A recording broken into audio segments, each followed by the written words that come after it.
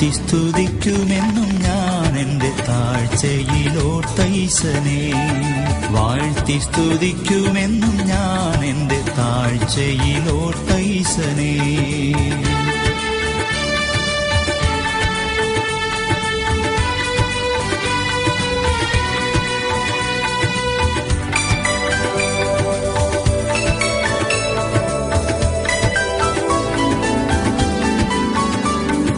വർണ്ണിച്ചിടാൻ എനിക്കെന്റെ നാവ് പോരായേ, എണ്ണിത്തീർത്തിടാമോ അവൻ ചെയ്തത്.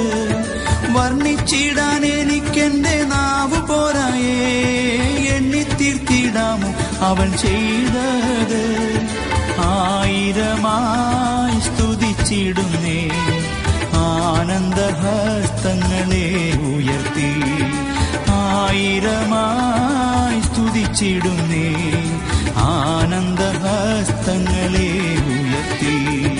വാഴ്ത്തി സ്തുതിക്കുമെന്നും ഞാൻ എൻ്റെ താഴ്ചയിലോർത്തൈസനെ. വാഴ്ത്തി സ്തുതിക്കുമെന്നും ഞാൻ എൻ്റെ താഴ്ചയിലോർത്തൈസനെ.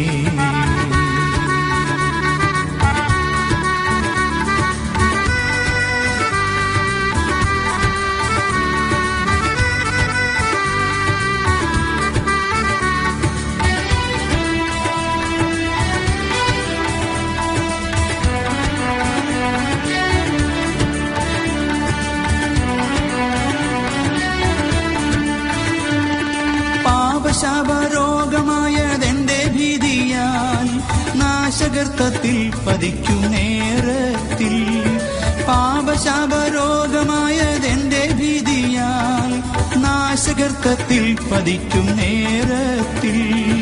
സ്നേഹഹസ്തം നീട്ടിയെന്നേ നിൻ തിരുരാജ്യത്തിലാക്കിയല്ലോ. സ്നേഹഹസ്തം നീട്ടിയെന്നേ നിൻ തിരുരാജ്യത്തിലാക്കിയല്ലോ. വാഴ്ത്തി സ്തുതിക്കുമെന്നും ഞാൻ എൻ്റെ താഴ്ചയിലോർത്തൈസനെ. വാഴ്ത്തി സ്തുതിക്കുമെന്നും ഞാൻ എൻ്റെ താഴ്ചയിലോർത്തൈസനെ.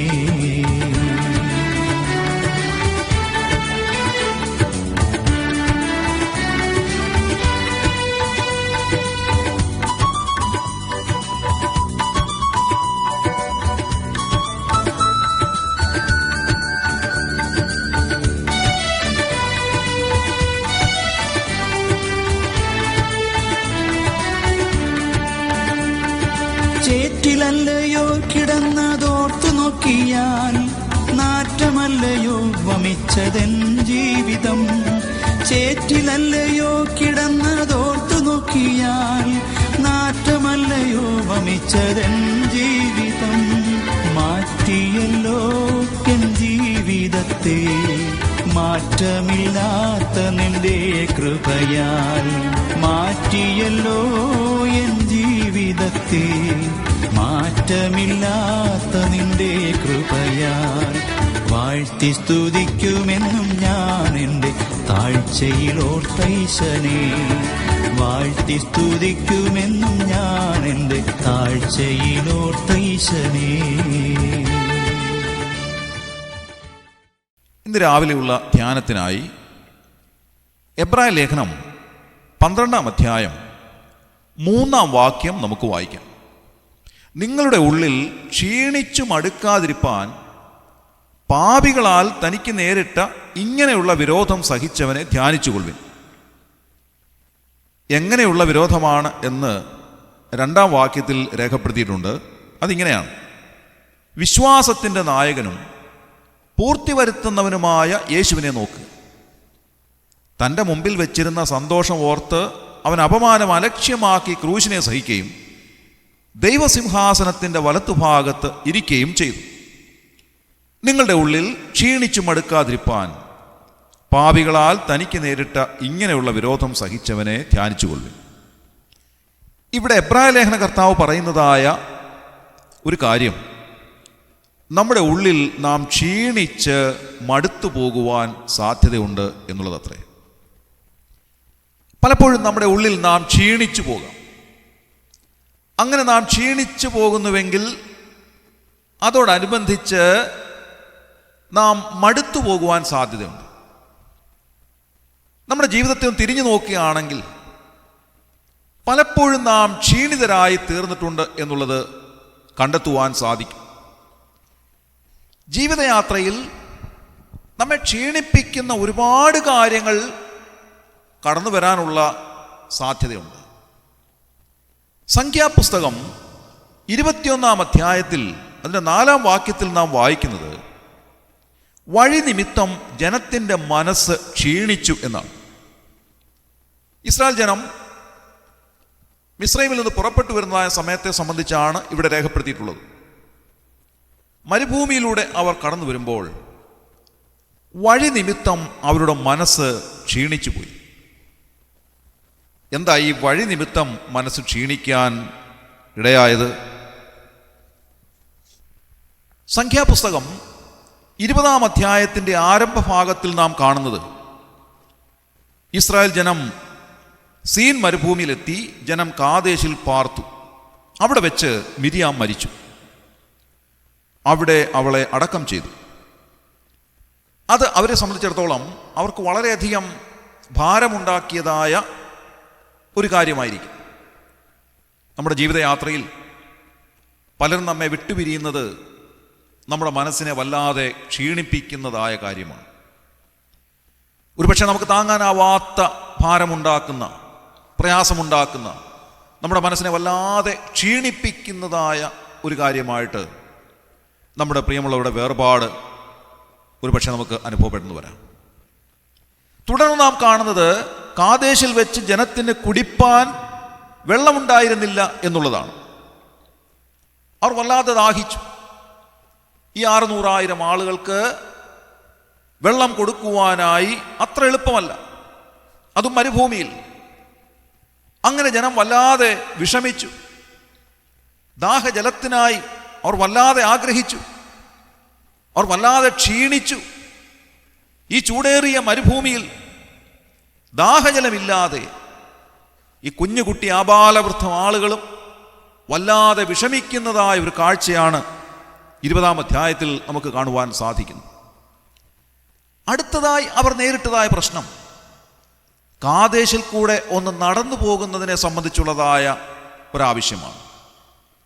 കാദേശിൻ്റെ അധികാരിയായ ഏദോം രാജാവിൻ്റെ അരികിൽ മോശ ദൂതന്മാരെ അയച്ചിട്ട് പറയുകയാണ്, നിന്റെ ദേശത്തുകൂടെ ഞങ്ങൾക്കൊന്ന് കടന്നു പോകുവാനുള്ള അനുവാദം തരണം. ഞങ്ങൾ അവിടെ നിന്ന് ഒന്നും എടുക്കുകയില്ല, ഇടത്തോട്ടോ വലത്തോട്ടോ ഞങ്ങൾ തിരിയുകയില്ല, നിന്റെ വയലുകളിലോ മുന്തിരിത്തോട്ടങ്ങളിലോ ഒന്നും ഞങ്ങൾ കയറുകയില്ല, കിണറ്റിലെ വെള്ളം ഞങ്ങൾ കുടിക്കുകയില്ല, ഞങ്ങൾ രാജപാതയിൽ കൂടെ തന്നെ നടക്കും, നിന്റെ അതിർ കഴിയും വരെ ഇടത്തോട്ടോ വലത്തോട്ടോ തിരിയുകയില്ല. ഇനി അഥവാ ഞങ്ങളുടെ കന്നുകാലികൾ നിന്റെ വെള്ളം കുടിച്ചു പോയാൽ അതിന് വില ഞങ്ങൾ തരാം, ഞങ്ങളെ ഒന്ന് അനുവദിച്ചാൽ മാത്രം മതി. അതിന് ഏദോം രാജാവ് പറഞ്ഞത് സാധ്യമല്ല എന്നാണ്. വാസ്തവത്തിൽ അവർ സഹോദരന്മാരാണ്, ഇസ്രായേലിൻ്റെ സഹോദരന്മാർ തന്നെയാണെങ്കിലും ഏദോം രാജാവ് പറയുകയാണ്, എൻ്റെ അതിരിൻ്റെ അകത്തുകൂടെ നീ കടക്കുവാൻ പാടില്ല. അവർ സമ്മതിച്ചില്ല എന്ന് മാത്രമല്ല, 20-ാം അധ്യായം 20-ാം വാക്യത്തിൽ നാം വായിക്കുന്നത് ഏദോം ബഹുസൈന്യത്തോടും ബലമുള്ള കയ്യോടും കൂടെ അവൻ്റെ നേരെ പുറപ്പെട്ടു എന്നാണ്. അങ്ങനെ ഇസ്രായേൽ അവനെ വിട്ട് ഒഴിഞ്ഞുപോയി. അതുകൊണ്ടും തീർന്നില്ല. അടുത്ത പ്രശ്നം അതിൻ്റെ 22 മുതലുള്ള വാക്യങ്ങളിൽ നാം കാണുകയാണ്. ഹോർ പർവ്വതത്തിൽ വെച്ച് അഹരോൻ മരിച്ചു. അഹരോനും ആ ജനത്തെ വിട്ടുപിരിഞ്ഞു. പ്രിയമുള്ളവരെ, ഈ യാത്രയിൽ അവർ നേരിട്ടതായ പ്രശ്നങ്ങൾ അവരുടെ മനസ്സിനെ വല്ലാതെ ക്ഷീണിപ്പിച്ചു കളഞ്ഞു. അതുകൊണ്ടൊക്കെയാണ് നാം സംഖ്യാപുസ്തകം 21-ാം അധ്യായത്തിൽ വായിക്കുന്നത്, വഴി നിമിത്തം ജനത്തിൻ്റെ മനസ്സ് ക്ഷീണിച്ചു പോയി എന്നുള്ളത്. ഈ ജീവിതയാത്രയിൽ പലപ്പോഴും നമ്മുടെ മനസ്സ് ക്ഷീണിച്ചു പോകാം. എന്തെല്ലാം അനുഭവങ്ങളാണ് നമ്മുടെ ജീവിതത്തിലേക്ക് കടന്നു വരുന്നത്. നമ്മെ വല്ലാതെ ഭാരപ്പെടുത്തുന്ന, നമ്മുടെ മനസ്സിനെ നൊമ്പരപ്പെടുത്തുന്ന ഒരുപാട് കാര്യങ്ങൾ ഈ ലോക ജീവിത യാത്രയിൽ നമുക്കെതിരായി കടന്നു വരാം. അതുകൊണ്ട് ഈ ജീവിതയാത്രയിൽ നമ്മുടെ മനസ്സ് വിഷമിക്കുവാനുള്ള സാധ്യത ഏറെയാണ്. ഇത് പറയുമ്പോൾ ധാരാളം പേരുടെ മുഖം എൻ്റെ ഓർമ്മയിലേക്ക് വരികയാണ്. ചെറുപ്പകാലത്ത് നല്ല സുസ്മേരവദനരായി നടന്നിരുന്ന, നല്ല സന്തോഷത്തോടുകൂടെ, നല്ല ആരോഗ്യത്തോടുകൂടെ ആക്റ്റീവായി നടന്നിരുന്ന ധാരാളം സഹോദരി സഹോദരന്മാർ. എന്നാൽ അവരുടെ ജീവിതത്തിലെ ഭാരപ്പെടുത്തുന്ന, നൊമ്പരപ്പെടുത്തുന്ന ഒരുപാട് അനുഭവങ്ങളിലൂടെ അവർ കടന്നുപോയി കഴിഞ്ഞപ്പോൾ വളരെ പെട്ടെന്ന് അവർ ക്ഷീണിതരായി തീർന്നു. അവരുടെ മുഖത്തെല്ലാം ചുളിവുകൾ വീണു. വളരെ ചെറിയ പ്രായത്തിൽ തന്നെ അവർ വളരെയേറെ പ്രായമുള്ളവരായി തോന്നത്തക്ക നിലയിൽ അവരുടെ മുഖഭാവം തന്നെ മാറിപ്പോയ അനേകരുണ്ട്. അവരുടെ ഹൃദയത്തിലെ ഭാരം താങ്ങാനാവാതെ വല്ലാതെ ക്ഷീണിച്ചു പോയവരുണ്ട്. വളരെ ചെറുപ്പത്തിൽ തന്നെ അവരുടെ ജീവിതത്തിൻ്റെ സന്തോഷം നഷ്ടപ്പെട്ട് മനസ്സ് ക്ഷീണിച്ചു പോയ ധാരാളം പേരുണ്ട്. ഇന്ന് രാവിലെ ദൈവവചനം നമ്മോട് പറയുകയാണ്, നിന്റെ ജീവിതയാത്രയിൽ നിന്റെ മനസ്സിനെ ക്ഷീണിപ്പിക്കുന്നതായ ഒട്ടനവധി കാര്യങ്ങൾ ജീവിതത്തിൽ കടന്നു വന്നിരിക്കാം. എപ്പോഴും സന്തോഷം തന്നെ നമ്മുടെ ജീവിതത്തിൽ ഉണ്ടാകണമെന്നില്ല. നമ്മെ നൊമ്പരപ്പെടുത്തുന്ന, വേദനിപ്പിക്കുന്ന ഒരുപാട് കാര്യങ്ങൾ, നമ്മുടെ മനസ്സിനെ ക്ഷീണിപ്പിക്കുന്ന കാര്യങ്ങൾ നമ്മുടെ ജീവിതത്തിലേക്ക് കടന്നു വന്നിരിക്കാം. എന്നാൽ എബ്രായ ലേഖനകാരൻ പറയുന്നതായ കാര്യം എന്താണ്?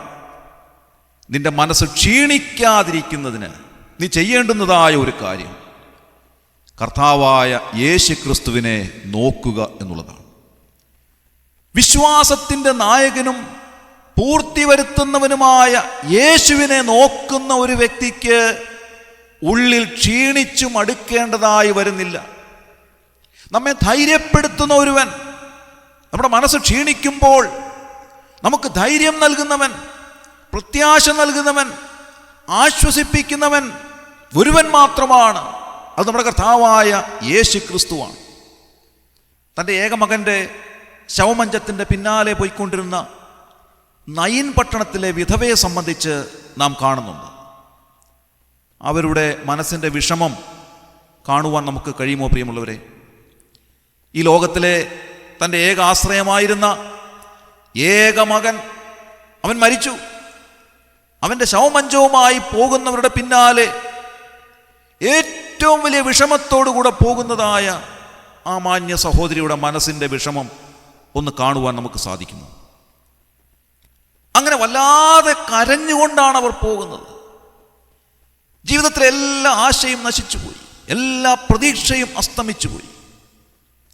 അങ്ങനെ വല്ലാതെ വിഷമിച്ചു പോകുന്ന ആ സഹോദരിയുടെ മനസ്സ് കണ്ട കർത്താവ് അവരുടെ അരികിൽ ചെന്നിട്ട് പറയുകയാണ്, കരയണ്ട. അവരോട് കരയണ്ട എന്ന് പറയുവാൻ ആ ആൾക്കൂട്ടത്തിൽ ആർക്കും സാധ്യമല്ല. ഒരുപക്ഷെ ധാരാളം ആളുകൾ ആ ശവമഞ്ചത്തെ അനുധാവനം ചെയ്യുന്നുണ്ടായിരിക്കാം.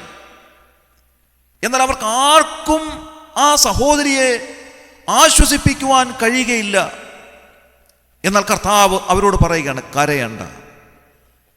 കരയണ്ട എന്ന് പറയുവാൻ അധികാരമുള്ളവൻ, കഴിവുള്ളവൻ ഒരുവൻ മാത്രമാണ്. അവൻ കരയണ്ട എന്ന് പറയുന്നവൻ മാത്രമല്ല, അവരുടെ നഷ്ടത്തെ നികത്തി കൊടുക്കുന്നവൻ കൂടെയാണ്. ആ മകനെ തിരിച്ചു കൊടുക്കുവാൻ കഴിവുള്ളവൻ കൂടെയാണ്. പ്രിയമുള്ളവരെ, ഇന്ന് രാവിലെ ദൈവവചനം നമ്മോട് പറയുകയാണ്, നിന്നെ ആശ്വസിപ്പിക്കുവാൻ കഴിവുള്ള ഒരേ ഒരുവൻ കർത്താവായ യേശു ക്രിസ്തു മാത്രമാണ്.